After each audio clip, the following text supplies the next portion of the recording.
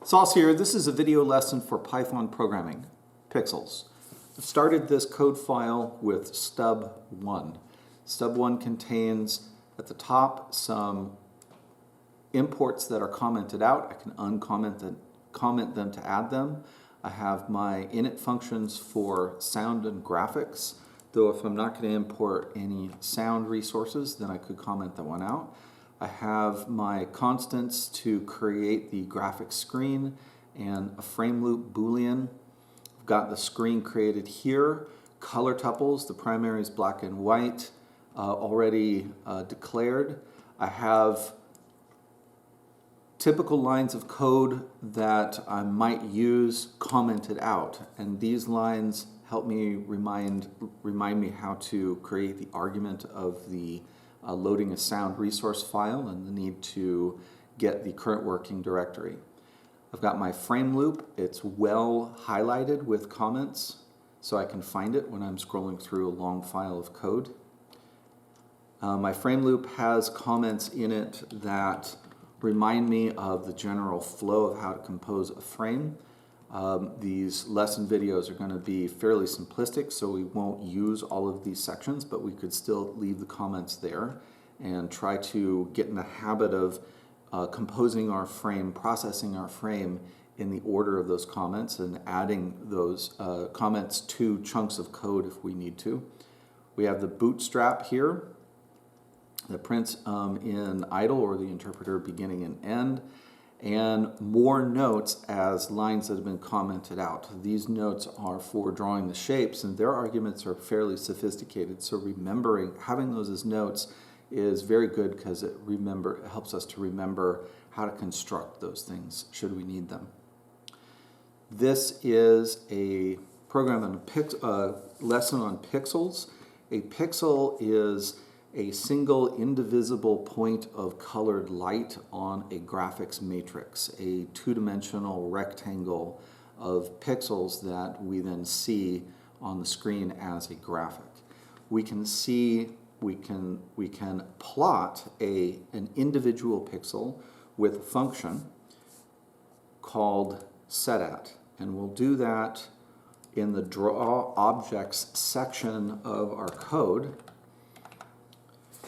We're going to, on the screen, which is a graphic surface, use the setAt function. So we're setting at setAt sets a pixel at a coordinate on the surface that it applies to. So we're going to set this at a screen. The argument for setAt is the coordinates that you're going to put it at. We have prepared in the stub a tuple of 2 coordinates, which is called the screen center,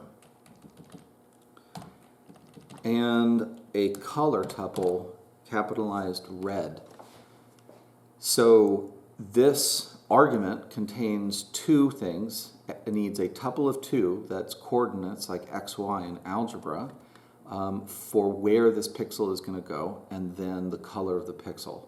I'm going to show you that the stub included the screen center defined here, which is a helpful thing to do. We declare with these variables the width and the height of the screen in pixels, 800 pixels wide, 500 pixels deep in this case. And then to make that a tuple of 2, I've created screen size, and then I found the screen center by taking the width, dividing it by 2, and then turning that into an integer should the screen width be an odd number, so we don't have half of a pixel. And I've done that with the screen height as well. So we can easily locate the screen center with this variable, represents that tuple of 2. And we're using it now. We're going to see the effect if I save and run. I have my screen graphics. It is automatically filled with black when we start, and though it may not be picked up by the video recording technology that I'm using, in front of the cursor there is a single pixel, a single dot of red right in the center.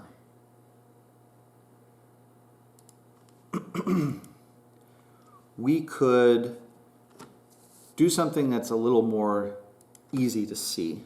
Instead of drawing a single pixel, we'll draw a circle at that location. And for a circle, we could go to our notes, copy this line to remember how to construct or draw a circle, and then fill in these descriptive words for the argument. The surface that we're going to draw the circle on is the screen.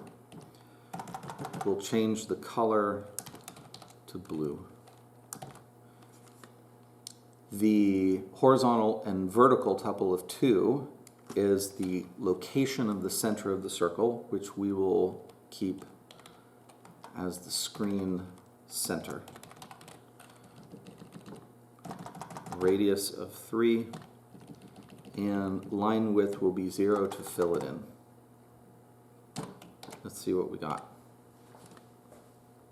We have a tiny little circle drawn in the center of the screen, which now may be seen by the recording technology, and it's blue in color.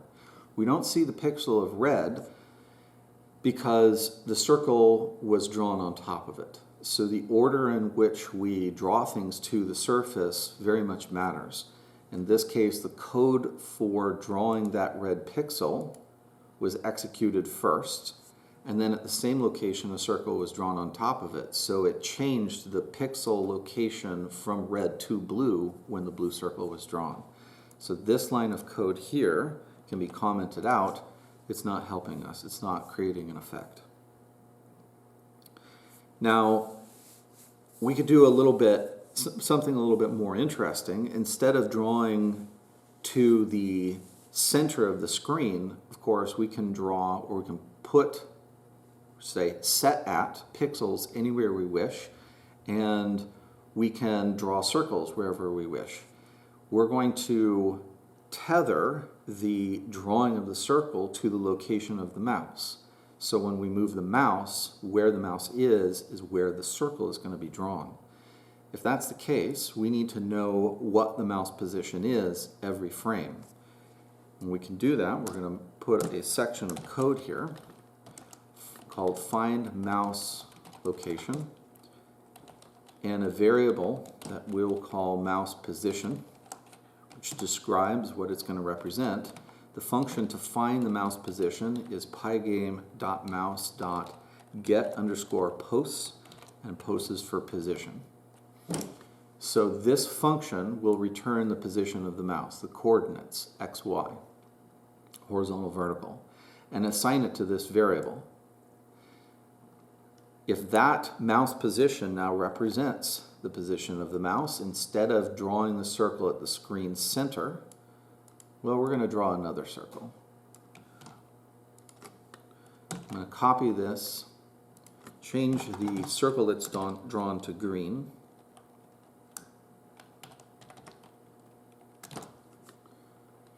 and the location will not be the center. I'm going to use the mouse position. I'm also going to comment out the filling of the screen to black, and we'll see what the effect is. So every frame, I get the mouse position. That's a variable that I then use to be the location of the center of drawing a green circle. And as I move the mouse around, I can see that I am tracing circles that are being drawn on the surface. Now I can see the history of all of those green circles being drawn because I'm not starting my frame loop by erasing everything by turning the screen black again. I commented that out. I can put it back in,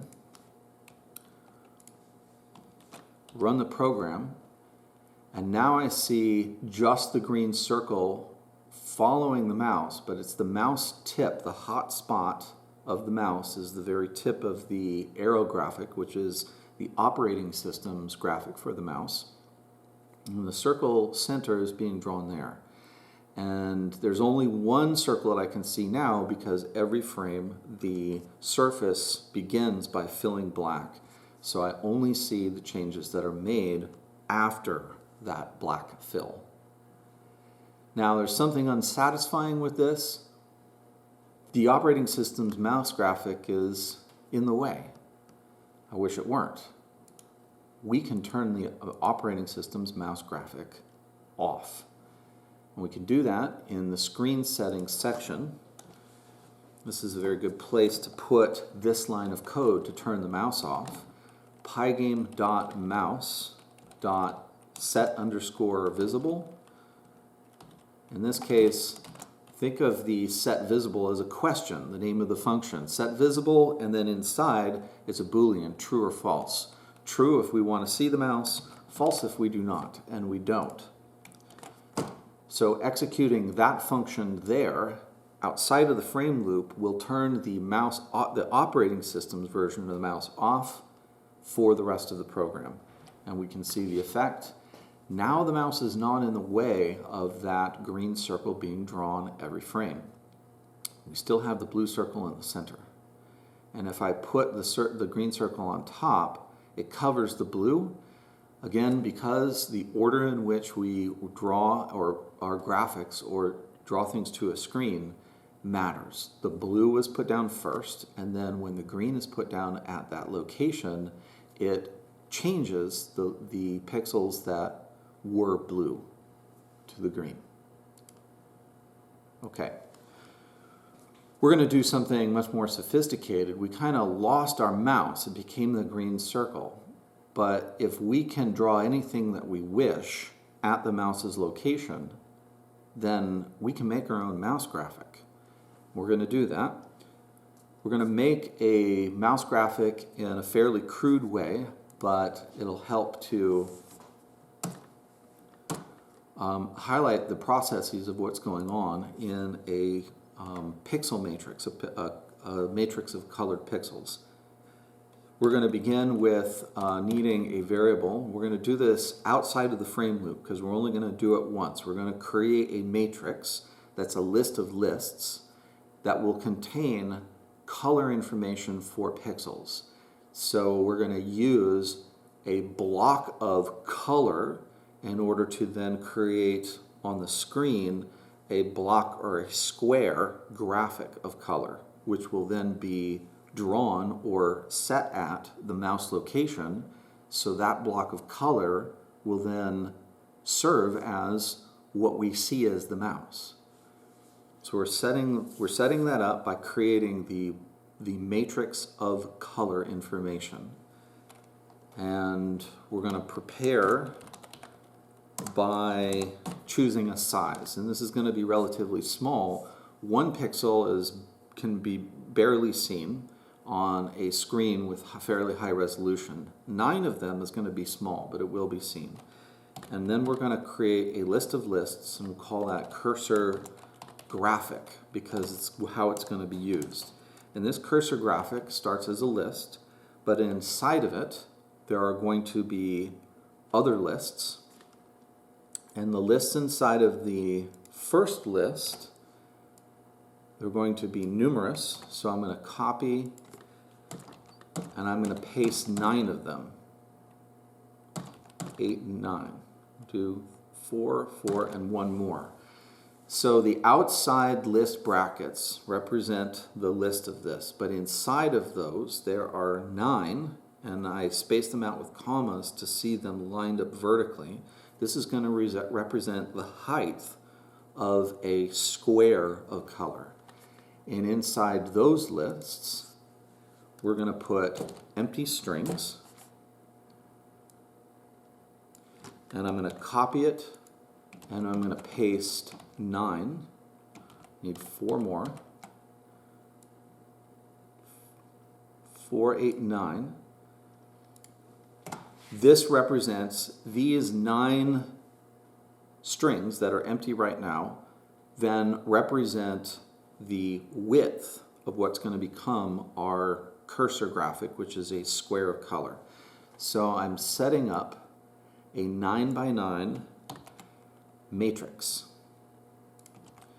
Inside this matrix, I'm going to put color information. And you can see that I've already prepared letters for some colors that I've chosen. B for black, R for red, Y for yellow. It's intuitive. What I'm doing is a fairly slow process, but this is a very good elementary way to see how pixel graphics can be created and organized. Inside of these empty strings, I'm going to put the color that I want at that relative location in my square graphic. I'm going to put in mostly black, which is the capital B.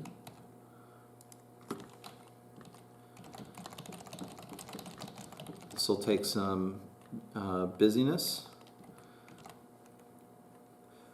The other way to go is to choose first, since I'm going to use less of them, I'm going to put a yellow, a Y that will represent yellow at the very middle of this graphic. I'm going to put an R for red as a circle around that center. So I'm going for these extreme values above, below, to the right and left of my Y pixel. And then I'm going to put some red in at locations which very crudely complete a circle around that center Y string. It's a very crude circle. It's easy to get confused in drawing this. And I'll complete that crude circle with a couple more R values, which will represent red pixels.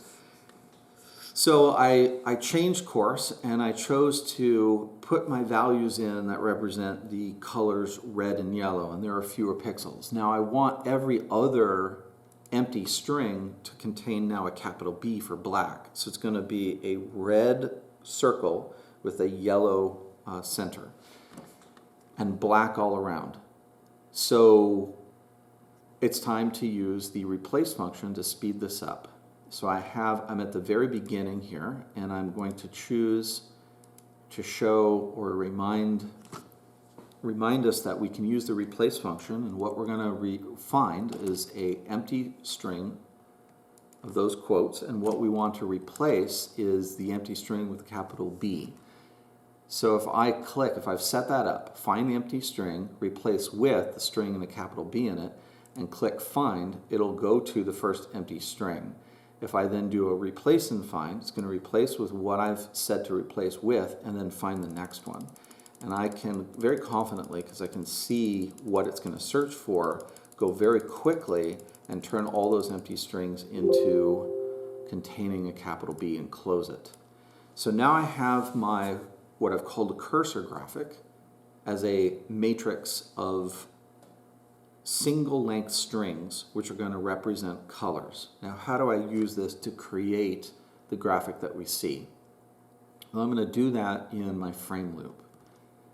And after the draw objects, I'm going to start a nested for loops because we have 2 dimensions to work with. For row in range from 0 to, now we're going to make use of the cursor size. The cursor size is 9. So I've started a list, a for loop, whose iterating variable is row. And it's going to take on the values starting at 0, 1, 2, 3, 4, 5, 6, 7, 8, and end this at the cursor size of 9. This is going to represent the rows in my cursor graphic. I've got 9 of them. I also have 9 columns. So the inside for loop, the nested one, is going to be for column in range from 0 to the cursor size. We've seen this before. This is a way of setting up iteration so that there are 2 iterating variables, and they represent now, because these for loops are nested, every single position in a rectangle. In this case, it's a square because there are as many rows as there are columns. So this is going to be the positions. We're going to use this as the positions inside this cursor graphic, which is a square. And we're going to use those iterating variables to index the location within this cursor graphic square. So the rows and columns are going to be used as indices. What are we going to do with that information? We're going to say if, and then refer to the cursor graphic, that is the list of lists, the matrix. If at the index of row column, then that's accessing the string of length 1. If it's equal to a capital B, then we've identified the color that we want to use there. And we're going to then do a set at to set that color, knowing that it's black, to the screen. At some location, the color black. Okay, again, to understand what we're doing, we're using nested for loops whose iterating variables represent the index of our cursor graphic. Our cursor graphic contains strings that we're using to represent colors that go at a certain location. This condition then indexes that cursor graphic. And if in that cursor graphic we find a B, which represents black, then we're going to set at, that's a single pixel of color, in this case black color, on the screen at some location that we have yet to determine. So where should this black pixel go? We need a location. And we're going to predefine the location. Every time the location is going to change where the pixel goes. And the location is going to be, if this is going to be the mouse cursor, then the location is going to be the mouse position that we found with the getPost function. Okay. But not every pixel is going to go to the same location. We have to modify this mouse position because the black pixel that we're setting down, if we set it at the very same location every single time we iterated through our for loops, then all of our pixels, no matter what color they were going to go to the same location. So this mouse position needs to be modified. How do we modify it? Well, we need to add to its coordinates something that represents the position of the pixel that we're currently working with in this matrix. In other words, I've highlighted one of the pixels in the middle of the matrix that should be black because it's B. Does it go at the mouse location? No, it should go at the mouse location, but also maybe 4 pixels over horizontally and 4 pixels down vertically. If every pixel of color then had its unique location, they'd be organized into a block and we'd see them all as a graphic. So how do we modify the mouse position? The mouse position here is a tuple of 2. So we need to break it up. We need to separate the horizontal and vertical positions of the mouse. We could do that at the moment that we get the mouse position. And we could say and add mouse H underscore position, the horizontal position of the mouse, is the first value in that tuple of 2. So we index it. The first element in a tuple is with an index of 0. And if we wanted to then separate the vertical position, the second value, we could call it mouse underscore V underscore position, and that would be an index of 1. So we now have 2 variables that represent each part of the coordinate of the mouse position. How are we going to use it? We're going to use it right here. First, the horizontal position. How is it modified? Well, we're placing these pixels of color down, and the row and column, the iterating variables of our for loops, also represent the position in the matrix.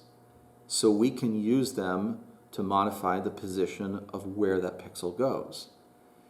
Horizontal position, we could add the column value.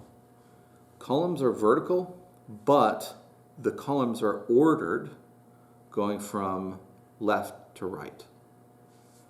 Rows are horizontal. A row is a horizontal thing. However, the rows are ordered from top to bottom. So if we add the column number to the mouse location, then we're going to the right. And if we add, in this case, we're going to copy this. If we add to the vertical position of the mouse the row, then we'll get the unique position of the pixel that we're currently setting at the screen. So we have our location figured out based on the mouse position, and we have a way of determining and setting out the correct color. We just need to also set at 2 more times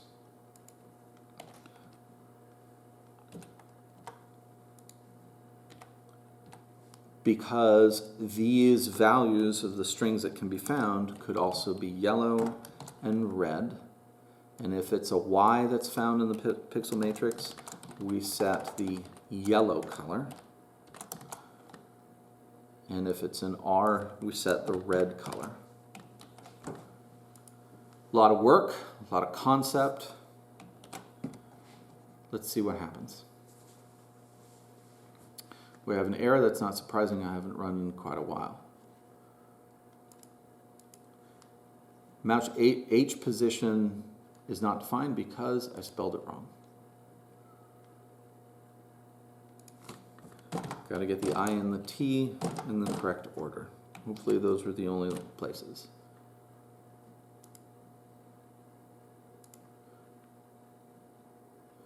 Nope.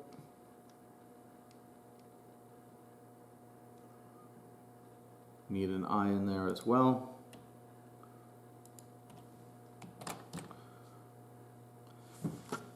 And we have, if we move it around, a very simple mouse graphic, but we're still bothered now by the green circle being drawn as well, so we can comment that out to turn it off.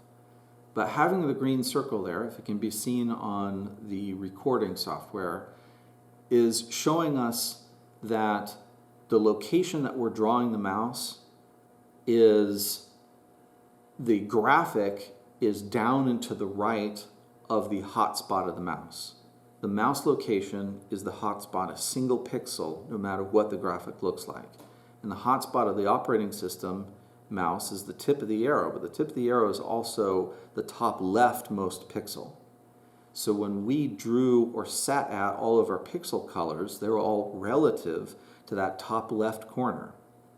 If we wanted to change the hotspot of the mouse, we don't change the location of the mouse, but we might change where we draw all of the graphic pixels so that the graphic, or what we want to look like the hotspot of the graphic that we used, lines up with the actual location of the mouse. It's the top left corner because we can see, we're reminded that the green circle center is also drawn at that location, the hotspot of the mouse. So I'm going to turn the green circle off, and I'm going to modify just a little bit where I draw all of the pixels in my graphic so that it's at that center yellow spot. How do I do that to finish up? First, I'm going to comment out the green circle. Then how do I draw or set at all of these pixel colors so that it's relative to the hotspot of the mouse, but that's in the center of the graphic, it means that I need to modify my location. I need to subtract horizontally half the width of my graphic in order to move the hotspot into the center horizontally. I also need to subtract vertically half of the height of my cursor graphic so that that hotspot then becomes in the center both horizontally and vertically, the yellow dot in the middle. So what I need to do is I need to subtract half of the cursor size. So I'm going to refer to the cursor size,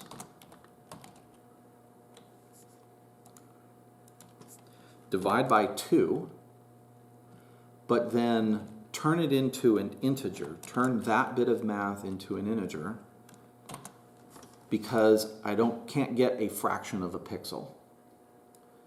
I also need to subtract half of the cursor size from the vertical position and turn it into an integer. I know the cursor size is 9, so half of it turned into an integer is going to be 4. So all of the pixels now are going to be 4 less horizontally and 4 less vertically, which moves it up. And we're going to add to the frame loop the setting of a pixel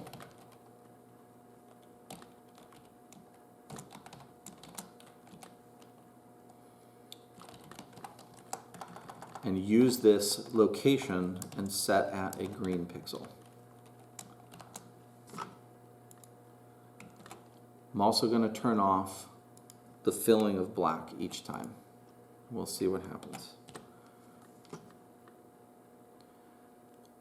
I've got smearing. That's because I'm not erasing. So I can see the history. I can see a green pixel there. And now to turn on the erasing again, the filling of black.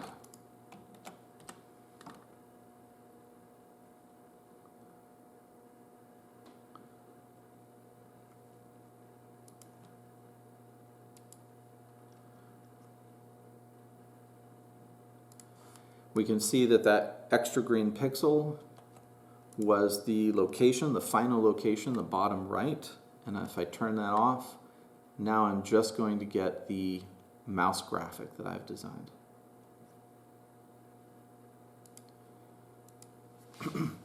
By making these choices for the location with the cursor size, rather than knowing in this case that the cursor size is going to be 9, but if I use the variable and initially assign the variable here, I am programming dynamically. It means that we can keep this program the way it is and make some changes. And since things are based on variables rather than numbers that I've put into the arguments, then the program is going to adjust and deal with new sizes without having to find those lines of code and changing numbers. Programming dynamically by using variables and declaring those variables early in the program is a very good way to go, especially when we're going to have you modify this program. Now you have seen how to draw individual points of color called pixels on the screen and how to assemble them into a crude graphic. Use the code file of this program as a stub to expand upon the mouse cursor that was made. Make it larger, at least 15 by 15. Change and add to the colors being used and make it look the way you want. What you design here might be adapted to the programs you make in the future for your own mouse cursors. Have fun.